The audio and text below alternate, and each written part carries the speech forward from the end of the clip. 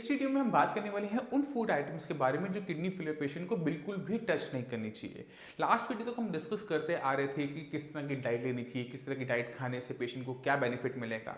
मगर kidney failure patient की diet के अंदर कुछ फूड आइटम ऐसी होती हैं जो पेशेंट के लिए बहुत ज़्यादा खतरनाक होती हैं। उसको सेपरेटली हम इस वीडियो के अंदर कवर कर रहे हैं। इन फूड आइटम से आपने बच के रहना है।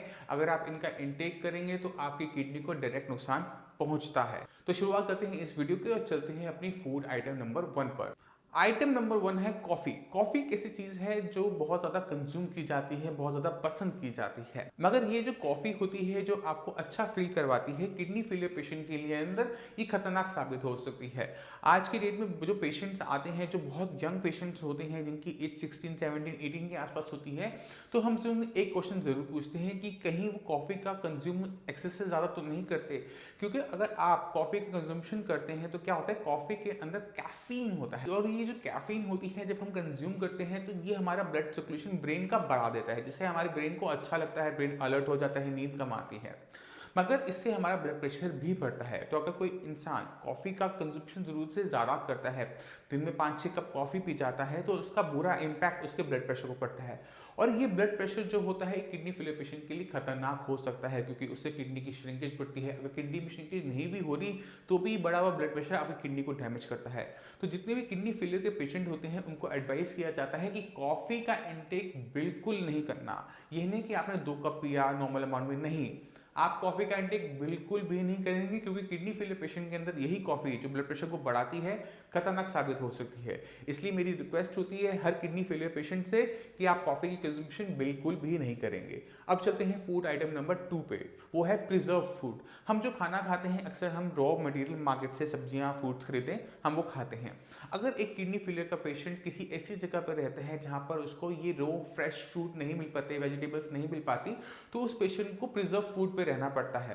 प्रिजर्व फूड के साथ दिक्कत क्या होती है कि उसकी शेल्फ लाइफ बढ़ाने के लिए उस पर कई टाइप के केमिकल्स का यूज किया जाता है। ये केमिकल जाने अनजाने में आपकी किडनी को नुकसान पहुंचा सकते हैं। इसलिए जितने भी किडनी फेलियर के पेशेंट हैं उनको कहा जाता है कि आपने कोई भी प्रिजर्व आइटम नहीं लेनी होती, चाहे वो आपके चिप्स हो, चाहे वो आपके जूसेस हो, चाहे वो आपका फ्रोजन मीट क्यों ना हो, फिश क्यों ना हो, कोई भी चीज जो पहले से प्री प्रिजर्व्ड है उसको आप नहीं लेंगे, क्योंकि उसमें जो केमिकल यूज हो रहे हैं प्रिजर्वेटिव की तरह, उनके बारे में आपको जानकारी नहीं है, हमें जानकारी नहीं है।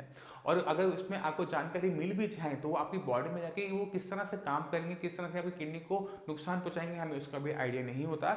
इसी वजह से जितने भी प्रिजर्व फूड होते हैं, फ्रोजन फूड होते हैं, उनसे एक किडनी फेलियर पेशेंट को अच्छे से बच के रहना चाहिए। अब चलते हैं फूड आइटम नंबर 3 पे, और वो है गुड़। गुड़ और गुड़ जैसे जितनी भी कंसंट्रेटेड फूड आइटम्स होती हैं, जितने स्क्वैशेस होते हैं, जितने भी जूसेस होते हैं, इनके अंदर पोटेशियम की मात्रा ज्यादा होती है। इसको मैं पिछली वीडियो में भी कवर कर चुका हूं, हम एक बार मगर से दोबारा से रिवाइज करेंगे। अगर आप गुड़ का प्रोसेस देखिए, गुड़ बनता कैसे है, तो आपको समझ में आएगा कि डॉक्टर साहब इसको मना क्यों कर रहे हैं। एक किडनी फेलियर पेशेंट के अंदर पोटेशियम एक खतरनाक चीज होती है, क्योंकि पोटेशियम की अगर वैल्यूज बढ़ जाते हैं तो वो हार्ट अटैक पैदा कर देते हैं। तो अगर हमें बॉडी के अंदर पोटेशियम की मात्रा को कंट्रोल में रखना है तो पोटेशियम रिच सारी आइटम को कंट्रोल में करना होता है, चाहे वो वेजिटेबल हो चाहे वो फ्रूट्स हो। और उसी के अंदर आती हैं ये फूड आइटम्स जो कंसनट्रेट करके बनाई जाती हैं, जैसे जूसेस हो गए, जैसे आपका गुड़ हो गया, चाहे किसी प्लांट का वो एक्सट्रैक्ट ही क्यों ना हो, उसके अंदर पोटेशियम की मात्रा बढ़ जाती है। क्यों बढ़ जाती है उससे समझने की कोशिश करो। गुड़ बनाने के लिए पहले गन्ने का रस निकाला जाता है, तो गन्ना लिया, गन्ने का रस निकाला, कम हो गया, अब इसको पकाया जाता है, पकाने के बाद थोड़ा सा गुड़ बनता है।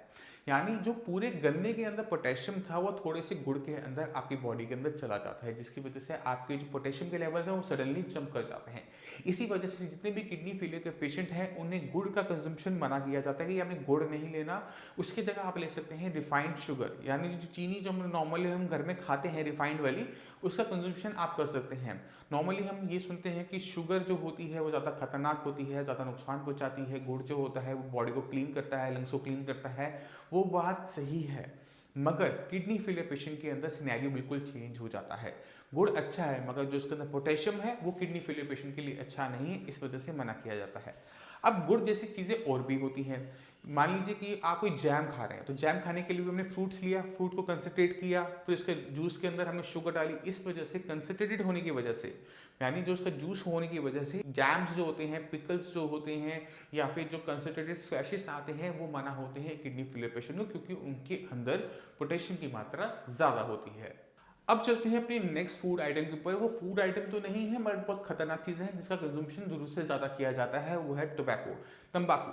तंबाकू जो कंज्यूम किया जाता है अलग अलग फॉर्म में अलग अलग तरीके से किया जाता है। कोई लोग खैनी खाते हैं, कोई लोग स्मोक करते हैं, कोई लोग बीड़ी पीते हैं। तो ये जो तंबाकू होता है ये भी बिल्कुल काम करता है कॉफ़ी की तरह। ये आपके ब्रेन को जो रिलैक्स करता है, मगर उसकी एवज के अंदर ये आपका ब्लड प्रेशर को बढ़ाता है। इसलिए जो तंबाकू को जो खाने वाले लोग होते हैं, च्यू करने वाले लोग होते हैं, उनके अंदर किडनी फेलियर ज़्यादा देखने को मिलता है। इसी वजह से जो नॉर्थ ईस्ट में होता है, नॉर्थ ईस्ट में तंबाकू का यूज़ ज़रूरत से ज़्यादा होता है। इसी वजह से नॉर्थ ईस्ट के अंदर किडनी फेलियर तंबाकू की वजह से ज़्यादा देखने को मिलता है। अब आप जब तंबाकू खा रहे हैं, ब्लड प्रेशर बढ़ रहा है, उस ब्लड प्रेशर की वजह से किडनी को नुकसान पहुंच रहा है। इसी वजह से जितने भी किडनी फेलियर के पेशेंट हैं उनको एडवाइस किया जाता है कि आपको तंबाकू का यूज़ नहीं करना, किसी भी फॉर्म में नहीं करना। चाहे वो बीड़ी हो, चाहे वो सिगरेट हो, चाहे वो गुटखा हो, चाहे वो किसी भी फॉर्म में आपने तंबाकू का यूज़ नहीं करना, क्योंकि इससे आपके ब्लड प्रेशर को कंट्रोल करने में हेल्प मिलती है, आपकी किडनी को सेफ रखने में हेल्प मिलती है। अब चलते हैं अपने नेक्स्ट आइटम के ऊपर, वो है antibiotics and pain killers. India में जितनी मेडिसिन सस्ती है उतना ही ज़्यादा कंजम्पशन होता है लोगों के द्वारा। ज़रा सा पेन होता है, घुटने में दर्द हुआ, कंधे में दर्द हुआ, तो फटाफट एक मेडिसिन खा ली। ये जो हम पेन किलर्स अंधाधुंध खाते रहते हैं, इसका साइड इफेक्ट हमें किडनी पे देखने को मिलता है। क्योंकि हमारी बॉडी में दो ही ऑर्गन हैं जो किसी भी चीज़ की एक्सक्रीशन करते हैं, तो एक तो किडनी है, दूसरा है लीवर। तो कोई भी अगर मेडिसिन खाएंगे, कोई भी एलोपैथिक मेडिसिन खाएंगे, उसका डायरेक्ट इनडायरेक्ट इफेक्ट इन दोनों ऑर्गन में से एक पे पड़ेगा ही पड़ेगा। तो किडनी को नुकसान पहुंचाने वाले बहुत सारी ऐसी मेडिसिन होती हैं जिनकी वजह से किडनी खराब होती है, और उनमें सबसे ऊपर आता है पेन किलर्स। ये जितने भी NSAID यानी नॉन स्टेरॉयडल जो मेडिसिन होती हैं, जो पेन के लिए यूज़ की जाती हैं, ये किडनी को डैमेज करती हैं। इसके अलावा जितने भी फंगीसाइड्स होते हैं, यानी जो मेडिसिन फंगल ट्रीटमेंट के लिए दी जाती हैं, वो भी आपकी किडनी को डैमेज करती हैं। इसके अलावा जितने भी एंटीबायोटिक्स होते हैं वो मैक्सिमम तो आपके लीवर को डैमेज करते हैं, मगर कुछ एंटीबायोटिक ऐसे भी होते हैं जो आपकी किडनी को डैमेज करते हैं। तो अगर आपकी किडनी डैमेज ऑलरेडी हो रही है और आपको जुकाम हो रहा है, इसका मतलब ये नहीं है कि आपने कोई मेडिसिन ले लेनी है, क्योंकि जुकाम जैसी चीज़ अपने आप क्योर हो जाती है, बस आपको थोड़ा सा उसे सहना पड़ेगा। तो हमने मेडिसिन खाने से बचना है। अगर आपको मेडिसिन खानी भी है तो आप उसकी जो नेचुरल तरीके होते हैं, जैसे अगर जुकाम हो रहा है तो अजवाइन की भाप ले लो, आप न्यूबलाइज कर लो, मगर सिस्टम के अंदर कुछ मत डालो, क्योंकि इसके लिए पूरी टर्म है। अगर आपकी किडनी पेन किलर से खराब हो रही है तो उसकी पूरी बीमारी का नाम है, और उसे कहते हैं एनाल्जेसिक नेफ्रोपैथी, यानी किडनी जो खराब हुई है उसके पीछे कारण क्या है, पेन किलर। और ये जो किडनी खराब होती है पेन किलर की वजह से, इसे ठीक कर पाना बहुत मुश्किल होता है, इसमें रिकवरी बहुत कम देखी जाती है, क्योंकि इसका जो इफेक्ट आया होता है वो पूरी किडनी पर आया हुआ होता है। इसकी वजह से इसमें जो रिजल्ट्स होते हैं बाकी किसी और बीमारी के कंपैरेटिव में साइंस इंजीनियरिंग में भी कम देखने को मिलते हैं। इसलिए आप किडनी फेलियर के पेशेंट हैं तो आपको पेन किलर्स, एंटीबायोटिक्स या कोई भी एलोपैथिक मेडिसिन अपने आप नहीं लेनी। आपको जब भी जरूरत पड़े, जब आपको लगे कि हाँ मुझे लेने की जरूरत पड़ेगी, तो आप डॉक्टर की एडवाइस से लेंगे। उसको आप खुद ब खुद गूगल पे भी सर्च करेंगे कि ये मेडिसिन आपकी किडनी के लिए सेफ है या नहीं है। अगर कोई इसका अल्टरनेटिव है जो किडनी को नुकसान ना पहुंचाता हो तो हमें उस तरफ जाना पड़ेगा। अब चलते हैं अपनी नेक्स्ट फूड आइटम, वो है वाटर, पानी। पानी के बारे में हम पहले भी डिस्कस कर चुके हैं, पूरा हमने टॉपिक पानी के ऊपर बनाया है। तो पानी अगर आप कम पियेंगे तो दिक्कत, पानी ज़्यादा पियेंगे तो दिक्कत। पानी कम पियेंगे तो यूरिन कम बनेगा, यूरिन कम बनेगा तो केटोनिन बॉडी से कम बाहर जाएगा, और जिसका इफेक्ट आपकी बॉडी में बढ़े हुए केटोनिन के लेवल के रूप में देखा जाएगा। और वहीं पर अगर किडनी फेलियर का पेशेंट पानी की कंजम्पशन ज़्यादा करेगा तो किडनी की कम काम करने की वजह से एक्स्ट्रा पानी बॉडी से बाहर नहीं जा पाएगा और बॉडी में एक्यूमुलेट होना शुरू हो जाएगा, और वो आपको नजर आएगा स्वेलिंग की तरह अपनी लेग के आसपास। इसी वजह से पानी की अमाउंट को हमें कंट्रोल करना होता है एक किडनी फेलियर पेशेंट के अंदर। तो ना कम पीना है ना ज़्यादा पीना है, आपने पानी पीना है अपने लिप्स के अनुसार। अगर लिप्स ड्राई हो रहे हैं, गला सूख रहा है, तो आप पानी पियेंगे और एक टाइम में आधा कप पानी ही पियेंगे, जिससे बॉडी में पानी कम कम अमाउंट में जाए, किडनी उसे प्रोसेस कर सके, बॉडी में उसकी एक्यूमुलेशन ना हो। अब चलते हैं अपने नेक्स्ट फूड आइटम के ऊपर, वो है सॉल्ट, नमक।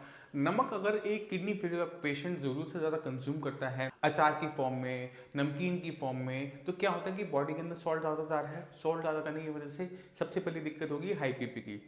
दूसरी दिक्कत देखने को क्या मिलेगी कि बॉडी के अंदर वाटर की एक्यूमुलेशन स्टार्ट होनी शुरू हो जाती है, और दोनों ही चीज़ें एक किडनी फेलियर पेशेंट के लिए खतरनाक साबित हो सकती है। इसी वजह से सॉल्ट की अमाउंट को बॉडी के अंदर कंट्रोल करना होता है। एक टाइम के खाने के अंदर आप चुटकी भर नमक लेंगे और वो भी सेंधा नमक लेंगे। इस नमक के टॉपिक के ऊपर हम पूरी वीडियो बना चुके हैं, अगर आपने नहीं देखी मैं चाहता हूं कि आप पीछे जाकर हमारी जो सॉल्ट के ऊपर पूरी सीरीज बनी हुई है उसको आप जरूर देखें। अब चलते हैं अपने नेक्स्ट फूड आइटम के ऊपर, वो है शुगर। अगर आप डायबिटिक पेशेंट है और शुगर कंज्यूम कर रहे हैं तो आपकी बॉडी के अंदर शुगर के लेवल्स बढ़ेंगे और ये बढ़े हुए शुगर लेवल्स आपकी किडनी को फर्दर नुकसान पहुंचाएंगे। इसलिए जितने भी पेशेंट साइंस इंजीनियरिंग में आते हैं उनको कहा जाता है कि नमक और चीनी दोनों पे ही कंट्रोल रखें। दोनों को कंट्रोल में रखेंगे तो शुगर के लेवल आपके कंट्रोल में रहेंगे, बीपी कंट्रोल में रहेगा, जिससे आपकी किडनी को फर्दर डैमेज नहीं होगा। तो ये थी वो फूड आइटम जिसका ध्यान हर किडनी फेलियर पेशेंट को रखना चाहिए अपनी डाइट के अंदर। जो मैंने चीज़ें आपको बताई, चाहे वो तंबाकू हो, चाहे वो पेन किलर्स हो, चाहे वो एंटीबायोटिक्स हो, इनसे बिल्कुल बच के रहें। फ्रोजन फूड से बच के रहें। सॉल्ट के अमाउंट को कंट्रोल रखें, पानी के अमाउंट को कंट्रोल रखें, जिससे आपकी बॉडी में किसी भी टाइप की कॉम्प्लिकेशन पैदा ना हो। क्योंकि जितनी कॉम्प्लिकेशन आती चली जाएगी वैसे वैसे आपकी तबीयत और ख़राब होती चली जाएगी और उसे ठीक कर पाना किसी भी डॉक्टर के लिए मुश्किल होता चला जाता है।